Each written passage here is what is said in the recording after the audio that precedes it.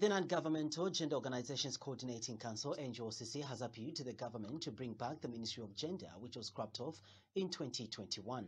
The United States government says the country should refocus its energy on ending sexual and gender-based violence against all people as opposed to arresting those protesting against it. The Non-Governmental Gender Organizations Coordinating Council has appealed to the government to reconsider the recreation of the Ministry of Gender as one of the important components of the gender machinery in the move to address women's empowerment and gender equality. NGOCC Board Chairperson Grace Sinkamba says the women movement wants the ministry back because it was a significant component of the gender machinery, which they believe can play a key role in speeding up the move towards gender equality given the government's operational structure. Ms. Sinkamba is concerned about the unclear roadmap in moving the gender agenda progressively forward by the New Dawn administration. Speaking during the commemoration of the 2023 International Women's Day themed Digital Innovation and Technology for Gender Equality, feels that since the Ministry of Gender were scrapped off, the country is moving backwards rather than forward. She says the voice is missing in cabinet as they do not have a specific minister to articulate issues as key national decision-making structure. And speaking when officiating at this year's International Women's Day, Acting President Mutale Nalumango has acknowledged that gender equality is an essential aspect of the development of any society.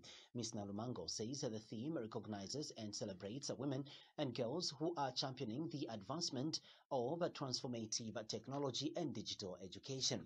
She says that it reflects of the impact of the digital gender gaps on widening economic and social inequalities. She has reminded citizens to protect the rights of women and girls in digital space by curbing online and information communication technology, which facilitates gender-based violence. Government says Zambian Airways has acquired an additional aircraft, Boeing 737-800 for its South African route after it was granted a foreign operator permit by the South African government, and the company is expected to commence scheduled flights to South Africa in the second quarter of 2023. Speaking in South Africa on Sunday, Transport and Logistics Minister Frank Tali said having Zambia Airways extending its tentacles into South Africa is a positive development for the country, as this will mean more business for the company. Mr. Tali says the vision of the government is to transform Zambia into an aviation hub because of being geographically and strategically located, and that local companies in transport and logistics must take advantage of this position by extending their business tentacles into the region. He says to actualize the vision of making Zambia an aviation hub, government has embarked on upgrading of provincial and strategic airports, and that once completed, these structures will also enhance and promote tourism, trade, and ease movement of people. Meanwhile, Mr. Tali said the Lusaka-Ndoa dual carriageway is part of the North-South Transport Development Corridor, as well as the Walvis Bay-Ndola-Lubumbashi Corridor, which play a significant role in the national development and the economic development of the country. The United States government says instead of protecting and defending those who stepped forward and spoke out calling for safety from physical and emotional harm over the weekend, who peacefully exercised their constitutional guaranteed rights of expression and assembly, police chose to punish those they did not agree with. U.S. Embassy Public Affairs Officer Theo Diamond says not everyone may have agreed with their language or the symbols which a small number of them carried. This is often the case in civil rights struggles led by people from diverse marginalized communities. Mr. Diamond has, however, called on Zambia's leaders to take action against sexual and gender-based violence so as to focus resources on preventing gender-based violence and holding perpetrators accountable. He says this will ensure all people realize the full and equal freedoms, rights, and protections they are guaranteed under the law. Mr. Diamond says women and girls are overwhelmingly the victims of such violence, and the effects can have lifelong impacts. He says there is need as a country to refocus on the core issue at hand, ending sexual and gender-based violence against all people. The value of mobile money transactions increased significantly from 169.4 billion kwacha recorded at the end of 2021 to 295.8 billion kwacha at the end of 2022, reflecting an increase of 74.63%. The Zambia Information and Communications Technology Authority sector has reviewed that the volume of mobile money transactions increased from 834 million transactions at the end of 2021 to 1,581 million transactions as at the end of 2022, reflecting an improvement of 89.60%.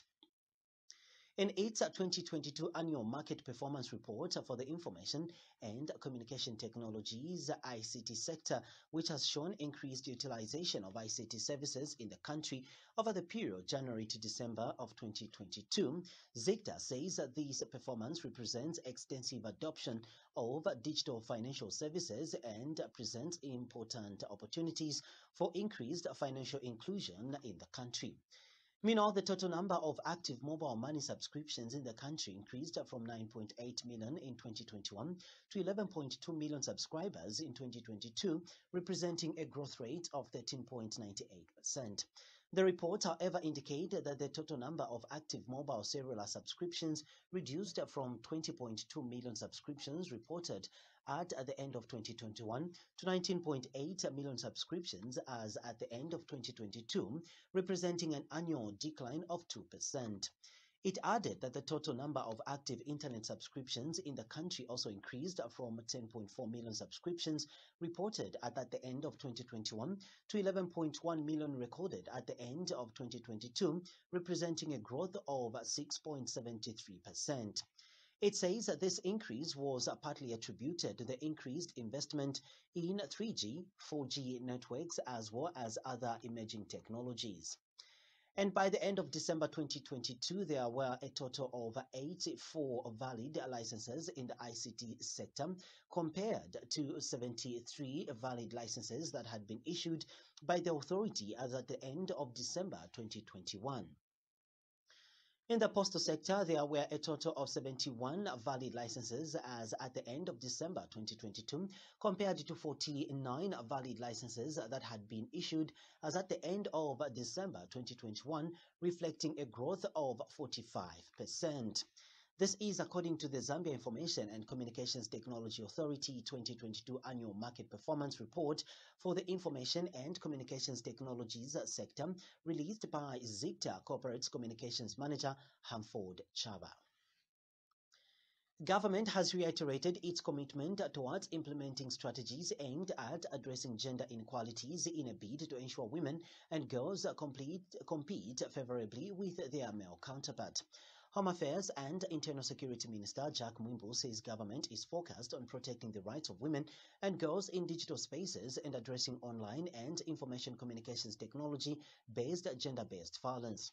Speaking when he officiated at the Women's Day commemoration in Monze District, Mr. Mwimbu has urged women to take advantage of various empowerment programs aimed at uplifting their lives. He says money is readily available for women and the onus is on every individual to take action to apply for these funds being dispersed through various ministries.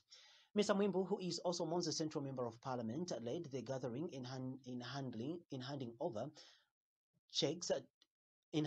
of checks to 72 women's clubs that have been empowered through Constituency Development Fund CDF grants. No, tulatondeha ikuti bantu balatekwa mali n'amali kutonaiga sunemulaba amasike kutakalire okumanda bakutongola kuti bwina kiriko gititiga jasa ojibika mujigo wape ndamulomba kuti amundimwe olonkunka bujulu toga unkibuti wotarundimulireza kuti woyeya kuti wokede kung'anda eza weyakubola akakupeze ibo kakakupezise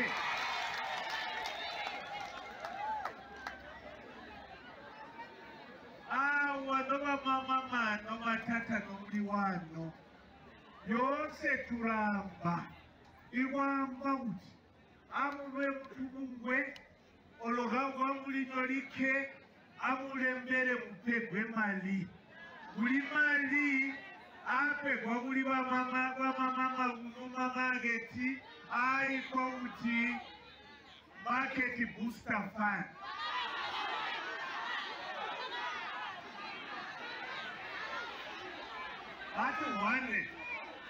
ati wane abo kagalekwa gapfa kuti gamutazvidzirire ikakunga nkango kakuti muri abantu kuli bantu baliko washauta maningi uyakwamba kuti atimendimeyekana nakamuntu anine awa ndimulaya chakuchita alimwe ndamupa mumboni ikwamba kuti imali kwali awa tujisima club ari 70 ngotutipe mali sunu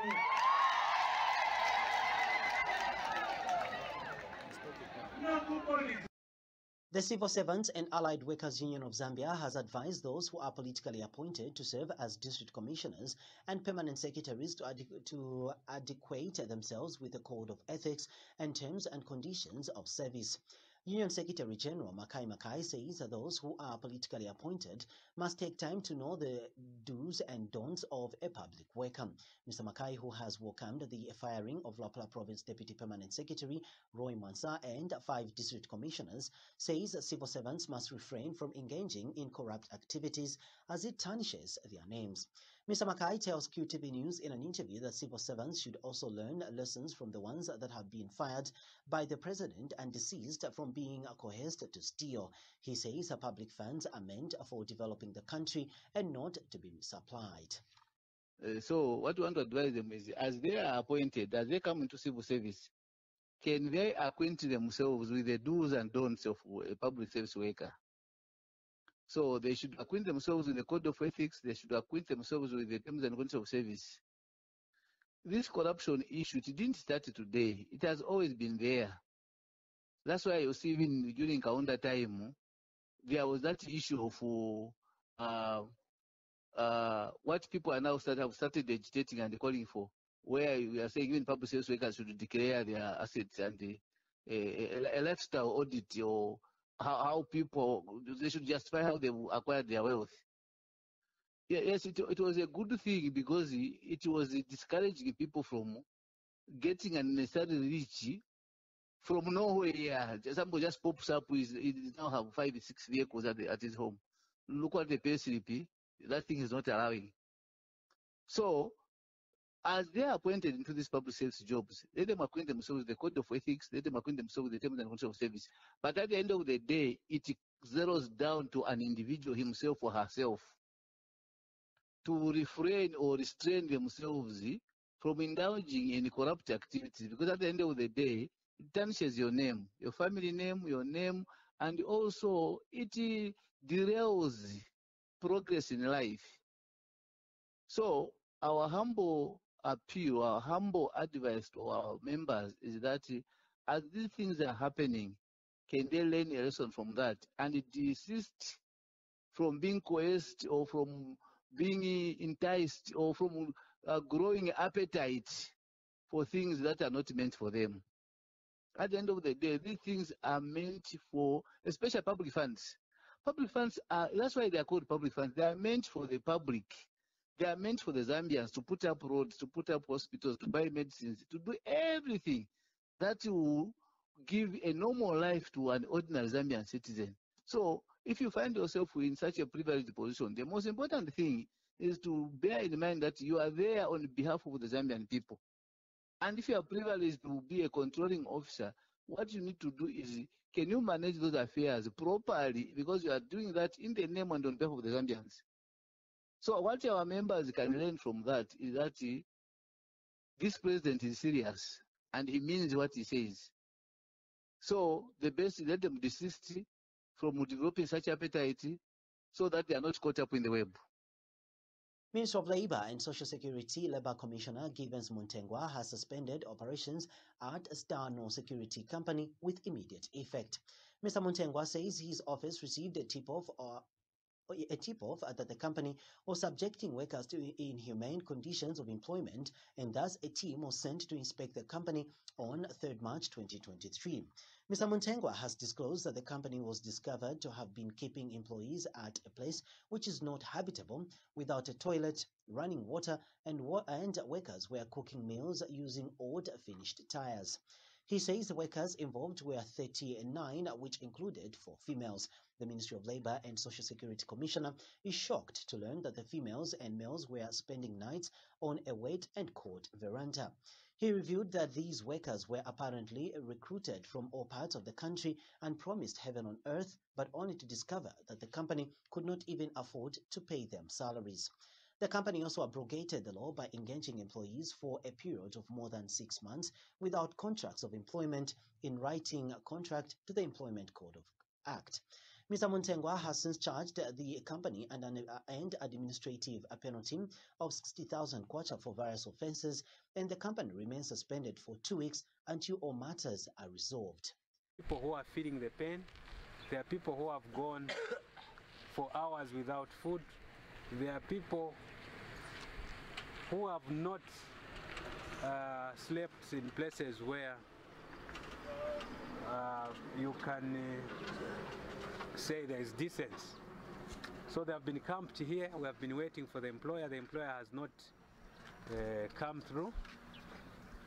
We didn't want to expose the employer first and foremost before we come to an understanding with the employees. But this is the last option. Perhaps when they see that they are now in public domain, wherever they are hiding, then they will come out from wherever they are hiding to speak to the employees, to speak to us, so that we find a lasting solution. We cannot go on playing a hide and seek game. Ministry of Labour is there to ensure that there is proper understanding between the employer and the employees. No one must abuse the other. These are not horses, these are human beings. They left their homes to come and work, to come and put food on the table. So for someone to just abandon them like this, I think this is not good. This is not right. Investment is supported within the legal framework. But I don't think that when you reach these levels, then we can still say this investment is worth the investment that it should be. And we have a lot of complaints in the security sector. Now we have seen it right at our doorstep, right at the ministry's doorstep, where employees have been abandoned by the so-called employer. So our directive is the employer must show up here tomorrow by 10 hours so that we are able to conclude this matter. They employed these people on their own.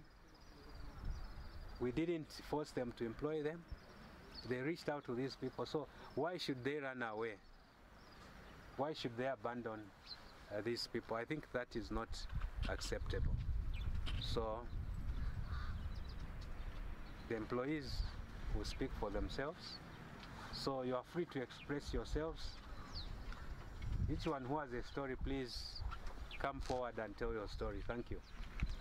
Patriotic Front believer Chanda Kasolo has expressed disappointment over the happenings in the former ruling party. Mr. Kasolo is saddened to see what happened in 2014 to repeat itself. He tells QTV News in an interview that it is bad to start labeling others that they are not true Greens when the former president, Michael Sata, formed the Party for All Zambians. Mr. Kasolo says Mr. Sata was not going to be happy looking at what is happening in the party. He says all those contesting must just support whoever will be elected as opposed to fighting. He has called on those contesting to organize themselves and select a few people that will contest, saying those that have applied are too many. He says Mr. Sata made the party for everybody and that it is senseless to start talking about the original people of the party. Mr. Kasolo says it is embarrassing to see some people going to court instead of resolving the issues within the party. Exactly. Some of us were there right at the beginning, even before the party was announced. We knew, we drove it and so on. But we are not going to say we are the ones that deserve it. We're not going to say that we're exclusively better than anybody else. No, we are all the same. Anyone who is in the PF is a member of that PF family, and they all are equal before the eyes of God, before the eyes of the original leader, Michael Chivisasa. So that's the way to look at it. I think it's disappointing to those that are true peers that there's so much infighting, there's so much, even people going to court and all these things, and they may mean well, but in the end, there's a better way to resolve issues. If you're quarreling with her, if you're having a difficulty with your wife, you sit down within your household, resolve the issues. If you can't, that's when you bring somebody in to come and advise you. You don't go out in the street shouting, "Oh, my wife has done this or my husband has done this." You don't do that. No, you don't. Yeah, you solve things within. And I think whatever people think, in the end, if PF will survive as a unitary party, it needs everybody on board, and it needs everybody to be sensible and to accept that there can only be one leader at any one time. The Emerald and Semi-Precious Stones Mining Association of Zambia has apologized to Mines and Minerals Development Minister Paul Kabuswe over what it has termed as a malicious story published by one of the daily tabloids on the 3rd of March 2023 under the headline, "Emerald Miners Want Kabuswe Dismissed." The association has since distanced itself from the story, accusing the newspaper of twisting the story to make it malicious. Association President Victor Kalesha says their role as Emerald and Semi-Precious Stones Mining Association is to work in harmony with the government of the day and help the line ministers to deliver. Minister Kalesha says it is unfortunate that now the minister is refusing to meet the association on grounds that he was labelled as corrupt. He has, however, requested the minister to provide leadership and stop avoiding the association because of the mud being thrown at him. National reporting is not good for the nation. I think we have a lot of professional journalists that when you say something, they will quote you exactly. They do not sugarcoat. They will write as exactly as you have stated. Our request as emerald miners or small-scale miners was that the minister has no time for us to interact and to engage us. At no time did we ever call for the dismissal of the minister. We had requested that maybe he should be moved to another ministry so that we have any other minister that would be able to be interacting with us. And secondly, we had also requested that the minister should be able to be interacting with us. At no time did we call the minister corrupt. At no time did we call for the dismissal of the minister, because the president has the right of appointing and dismissing, not to be told to do that. So we would like to request upon our colleagues in the Daily Nation, like their colleagues in other media organizations. Look at Camnet. Look at the Daily Mail, the Times of Zambia. The journalists there are so professional that they quote you exactly as you say. As you send a statement, they'll quote you exactly as that. Even when anything comes up, they'll just give you a statement and say, this is what you said. But as it is, we are now talking with the Daily Nation, and they are also referring to their journalists who had unprofessionally recorded and submitted that report. We cannot call the minister corrupt. We have no one has evidence over the minister being corrupt. We cannot call for his dismissal because he is a leader. Maybe he's only needing to... Lifeline Childline, an organization that provides call centers for children that have been abused, has called upon parents and guardians against concealing deferment cases that are destroying the future of the children. Organization media liaison personnel Gibson Urenda is concerned that some parents and guardians are protecting lives of people who have been destroyed, but they are not concerned about the life of their children who have been defiled. Mr. Urenda has noted that there are defilement cases and early marriages that go unreported and are still affecting children. Mr. Urenda has told QTV News in an interview that children need to grow up in an environment that is violence-free, of abuse-free, and where they are able to develop their childhood into adolescent and contribute to the development of this country. And Mr. Urenda says that the continued reports of defilement and gender-based violence are a source of concern and that something needs to be done to fight this scourge. That we are having these reports of children being abused, and at the age we have reached as a nation, we should be able to do better. And doing better in this case is knowing that these young ones are the leaders of tomorrow, and they must be able to grow up in an environment that is abuse-free, an environment where they are able to develop their childhood into adulthood, into adolescent, and then adulthood, and be able to contribute to the development of this country. But what we hear out there is really worrisome. The police are receiving these cases and reporting these cases. Other NGOs also are reporting these cases. My message is that let's be able to allow these young ones to grow in an environment where they have no fear, an environment where they are secure. Unfortunately, some of these things are happening right in their homes, right where they are supposed to be very secure.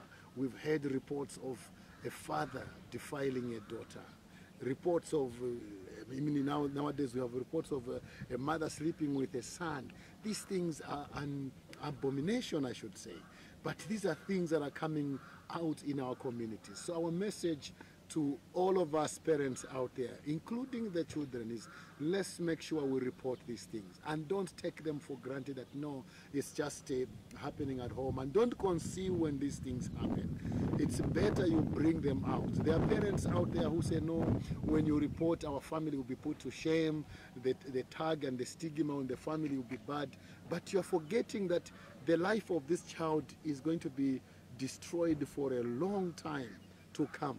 So you are protecting this adult person who has committed this vice, but you are not concerned with the life of this child who has been defiled, this child that has undergone such a vice. So let's also be able to protect these young ones, and let's not conceal when these things happen in our homes and in our families. More in international news, we monitored DW News.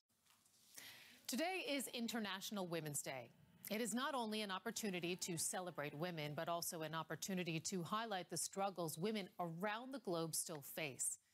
In Iran, for example, the situation is still very dangerous for women, especially given the controls of the so-called morality police. We have this exclusive report now from Tehran and have blurred the faces of people appearing in the report for their own safety. This would have been impossible just 6 months ago. Walking the streets of Tehran in your own choice of clothing. Now it's not an uncommon sight anymore.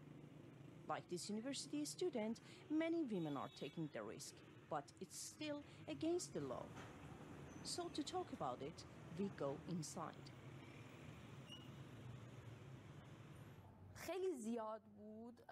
There were many reactions to me not wearing the hijab. People looking at me, pulling faces, or even coming up and insulting me, humiliating me, or very kindly and sentimentally advising me on what they consider right. But my biggest achievement from that period was that I became normal in the eyes of those around me.